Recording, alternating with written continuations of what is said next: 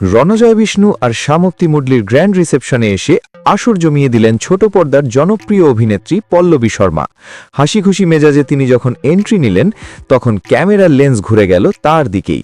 এসেই তিনি পুরনো বন্ধুদের সাথে চুটিয়ে আড্ডা দিলেন, সবার সাথে কুশল বিনিময় করলেন। তবে আসল ধামাকাটা হলো ডিনার টেবিলে। ভোজন রসিক হিসেবে খাবারের মেনুটা চেক করতে তিনি সোজা টেনে নিয়ে গেলেন বর রণজয়কে।